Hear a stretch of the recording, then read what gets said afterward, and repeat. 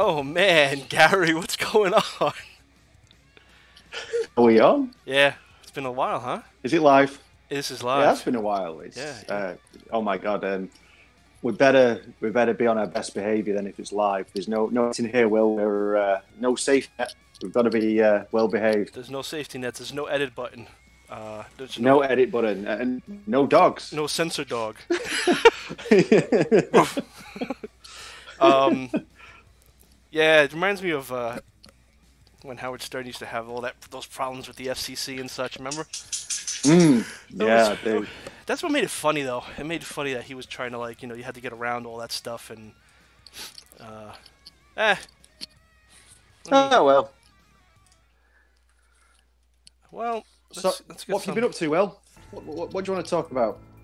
So basically, just wanted to jump on here just for fun. I mean, to be honest with you, I enjoy sometimes when I'm not like working my ass off at work and uh, going crazy with the day-to-day process of living. Yeah, I enjoy editing the show. I try to make our conversations a little more lively by cutting our voices closer together and cutting yeah, out the ums and the likes. And the funny thing is, I find that I'm getting better with the likes and the ums because by doing that, because I realize how much I do it, yeah, and it just makes me try to stop yeah. and just recognize when I'm talking like that. And I don't know, I just figured we'd jump on because we're about to record the weekly shows, and then a whole lot of editing will commence. Some of the subjects are going to be the Pet Cemetery reboot as well as the Child's Play reboot. Yeah, Um, yeah, and then the third show we haven't really thought of anything. Might just jabber on about like we're doing now pretty much. yeah. Yeah. I've seen both the trailers. I got some opinions. I'm sure as you do as well. Yeah, funnily enough, before the show, you sort of said you want to watch the trailers and just make sure you're up to speed with it and stuff. And I'd already seen them, man. But yeah, I've got a few opinions that I'd like to express, but we'll save that for the pre-recorded shows. Yeah, yeah. Because the dog may want to bark a few times. Yeah. The censor dog. Um, that censor. I can't find a soundbite for that censor beep. Oh yeah, I can't find it anywhere. I looked on YouTube. I looked on all these other sites, and there's nothing with a simple like beep to yeah. censor out curses or stuff. So I've used like the slashing sound. I've used the dog bark, but there's no censor sound. It's just so annoying. I think the dog bark's very funny. I think you should stick with that. The Yeah. censor dog, it's quite interesting. Yeah, It's yeah. quite funny. He's pretty funny. So what did you want to talk about this week? Well, those two things, and then I guess we'll just talk about. I think they're discussing. Capcom is discussing making another Resident Evil 3 remake. Oh, okay. Yeah. So number 2 was like insane. I still haven't bought it yet. I watched it. I'm gonna probably rent it from GameFly because I'm kind of cutting down on expenses right now.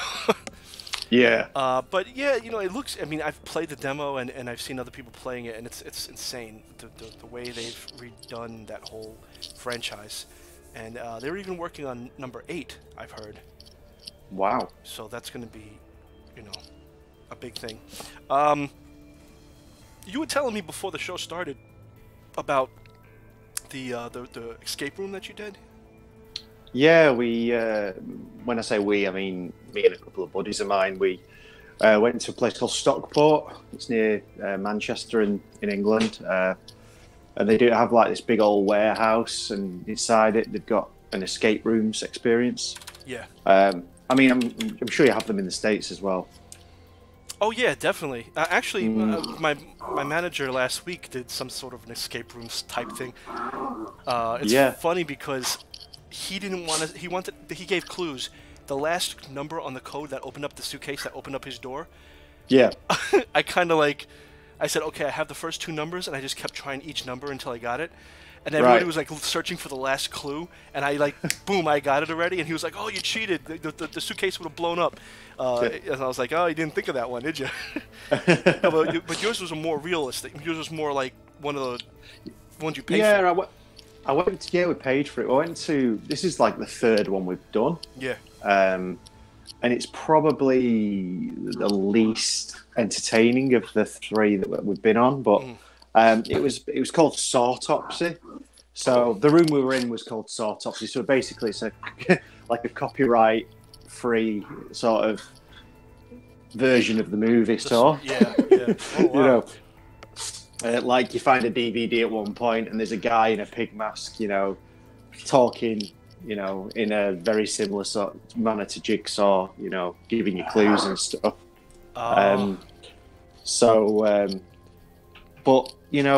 what I didn't enjoy as much about this one was it was all sort of padlock related clues. You found a number, you found letters, you found, it was all sort of combinations. Yeah. Whereas ones I've done in the past have been, a bit more entertaining. I mean, a friend of mine told me there was one where he had a remote control car, and you had to sort of use this remote control car with a camera on it, and you had to sort of remotely control it to get this key and things like that. Yeah.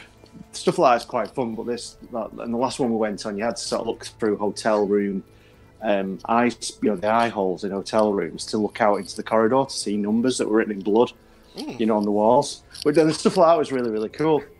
But this one was more just sort of find a combination, put in a padlock. And the plot didn't make sense either. Because what you were supposed to do is find the names and dates of birth of the bunch of people. And then the average of all their dates of birth gave you the date of birth of the killer. And that was also the combination to like the final lock to get out of the place. So it's like, so this guy was born in 1963 or whatever it was. Who gives a shit? What's so relevant about that? Yeah. But it's pretty cool. You sort of look at it. It's like very much like Saw. The first one. It was like a public bathroom that was all grimy and horrible. And at one point, you had to sort of get into a cubicle, and there was a toilet in there with like a plastic turd at the bottom, and you had to sort of fish out a key from underneath it. And then you go into another room, and there's like this woman that's been murdered, and she's been operated on. You've got to reach into a chest cavity and pull another clue out, and it's quite gory, really, but it was a lot of fun. And we managed to get out with about 15 minutes to spare. When you were reaching into the lady's chest cavity, did it seem real, like blood, and was it nasty and everything, or was it atomically correct, like the like with the yeah? Is that the right? I don't even think that's the right thing. Yeah. Like where the heart was and everything was. Yeah, it was it was more like just a cavity. There wasn't any sort of liquid in there, but it was like everything was like sticky, rubbery. They must have used some sort of latex or something to make the stuff. So it felt quite horrible, but it probably, you didn't get anything on your fingers or anything, it was just like removing bits and bobs. And we finished it too soon, man. You got an hour and we were out in 45 minutes. And, you had your picture taken at the end, saying you'd won and all that, but it just didn't feel like much of an achievement because it wasn't that difficult. Yeah. We only had to call for a clue once. So, so it was okay, man. I'd advise anyone who hasn't tried one of these escape room deals to give it a go. When I was first told about it by a friend of mine, it sounded like really rubbish. And I was like, oh, right, okay, what, you're locked in a room, you've got to get out again. Brilliant. But it is a lot of fun, and it does encourage a lot of teamwork. And definitely go for it if you haven't done it before. Nice. Yeah, the one I did was just like a work thing. Like it was sort of a veiled attempt at trying to teach us the who's who inside the company. So I was like, oh god. But I mean, it wasn't fun. I hate those things. But the actual escape room thing was fun. That aspect of it was pretty fun. And plus, we weren't working, so. Was this like an after hours thing that you were doing, or did you get paid for this, or this was just? Oh no, it was just for fun. It was on a Saturday afternoon. Sort of booked it on one of these voucher websites, where you can get it for cheaper. Oh yeah. Like Voucher or whatever they call it, one of these voucher things. And my friend had booked it, and we just went for a few beers and went for a bit of food, and it was sandwiched in between this escape rooms thing. But Yeah, it was a lot of fun. For the last one we did one with me and a friend and our significant others. Yeah. So Lisa was with me and his other half was with him. And we all did it together in this room. And that was the best one we did because it was really difficult. And we had like 10 minutes to go. And we just sussed out the final clue, like with like a minute to go, you know, just searching through this room. And we were sort of kneeling at the door, trying to get out. It was like a combination lock type thing. And there was no light. And I was trying to put the combination in. And my friend was like trying to shine his phone lights, you know, so I could see. And then, oh, man. and then I could hear the time. I could hear the timer behind me, sort of beeping, 10 seconds. And we just got out. I literally sort of fell out into the lobby, just as like the time ran out. Oh man! So it felt a real buzz. Yeah, it was like a real buzz. You know? But like, what would happen if the time runs out? Like, does anybody jump at you or anybody do anything? No, that's what's so disappointing about it. And I was saying to the guys, like, it'd be better if there's like actors and stuff in there. Yeah. You know, like when you're operating, trying to get out of the chest cavity, if it was a real person or something with like a prosthetic. Yeah. It'd have been a lot more fun, but it wasn't. It was just literally you in there.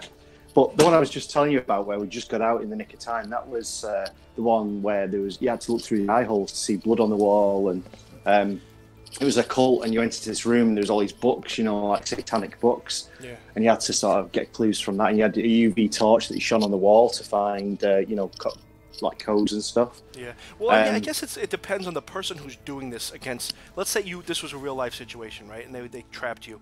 So the person would have to give you clues if they were being fair, that to give you a chance to get out. Yeah. Depending on how sadistic they are. If they really didn't want you to get out, the clues would be like a needle in a haystack, right? But if they really wanted to give you a chance to get out of these rooms, like how was the clues? What were the clues? Were they fairly easy, or were they things that your average person could you know, like you said, suss out, or were they really difficult to do you have to have a certain level of understanding of a certain whatever subject they were doing, or such you know? It varies from like I said, I've been into in three, and it varies from escape room to escape room. The first one that went on with our significant others, that had some really difficult puzzles, and if I'd have been on my own, I wouldn't have got out of the first room. Yeah, which is like a sequence of rooms that you get through, and then there's an exit. Because you started off in this lift, you walk through the door, and it's like you stood in a lift in a hotel, but you can't get out of the lift, and you have to sort of you find a screwdriver there's just a screwdriver on the floor, and you open the lift panel with it, and inside there was a like a bundle of sort of information wrapped in a polythene bag. Yeah. And then it was a mathematical thing, and we laid it all out on the floor, and I didn't have a clue. But Lisa, my other half, she was like, "Oh no, it's this, and this," and she's not even particularly mathematically minded, you know. But she sort of managed to work it out. But if I'd have been on my own, I wouldn't have known what to do. But well, I guess that's this last, I guess that's good why they keep a group of people, so this way one can't get it, then the other one. Well, most of them say there has to be a minimum of 3 or whatever. But this last one, I could have probably done on my own, given the time. You know. You know what would be cool if it was set up where water starts trickling in from the sides. Like they have it set up where they can just, like, you know, obviously drain the water for the next customer, but the water starts creeping up, and it's building up, and you see this water around you, and you're like, okay, I didn't know, they didn't tell me this was going to happen. Is this real? You know what I'm saying? Like, scare you to make you think that something, or maybe like once the buzzer sounds, some creatures or zombie, like, you know, people dressed up in zombies jump out and like scare the shit out, you know, the stuff. I mean, I need the dog. Where's the dog? You know, they jump out and they just like grab you, and you're like, oh man, you know, so you know that there's a real ending to it. I guess it depends on where you go too. They probably have. Yeah, there will be somewhere, you know. This one was quite clearly a rip-off of Saw, but they couldn't actually use the Saw license. So that's why it was called Sawtopsy or whatever. But apparently one of the other rooms that they had in the same place was a haunted house one, where they had actual real-life props from real haunted houses. You know, so they like had dolls from, I don't know, name a haunted house, a real life one. You know, and they had them all on display in the escape room, which I thought was quite cool. So Yeah. if we ever do it again, I'd probably give that one a try. Cool. So yeah. Nice. Well, the two people watching, thank you. It's probably me and you. If you haven't, please subscribe. And we're gonna go and record these 3 shows now, and they'll be coming out Monday, Wednesday, and Friday. Okay, that was the voice that I heard in that episode that we did. Who was that? Oh, that's my childproof gate. Do it again. Hang on. That. Whoa, dude. Yeah. It's just a rusty childproof gate. Yeah, but dude, that's when I was editing that episode, and I heard that Yeah. like 2 or 3 times, and I was in the dark, and I can't say what I want to say, but I almost something on myself. Yeah. That's a frightening sound. Yeah. No, we've got 2 baby gates. We've got one downstairs. And there you go. Ooh. Wow. I always thought that. got one upstairs. For a second, I thought it was your daughter saying "Dad," good night or something. Yeah, But then yeah. it doesn't sound like any words. No. But you can see how some people, they say, "Oh, I've got a recording of a ghost," and it's just Something stupid like that. Exactly. Not saying that all ghost things are fake, but most of the time you can just debunk it. Yeah, you can misconstrue things like that, can't you? Yeah. Well, I'd say, Gary, this is not the end because we are going to start recording. But It's not the end, it's but the beginning. Oh, wait. Shit. Sorry, dog. I put the end song too loud. This is another part of the live show that's frustrating. You have to I don't have a person doing these songs in the background, so it's just me. And I started the ending song. It was like all the way up, so people are gonna probably like, "Whoa, what the?" Wait, let me see. Oh, it's still live? Yeah, we're still live. 2 people are okay. listening, so. Wow. I'm going to stick my finger on my whoop.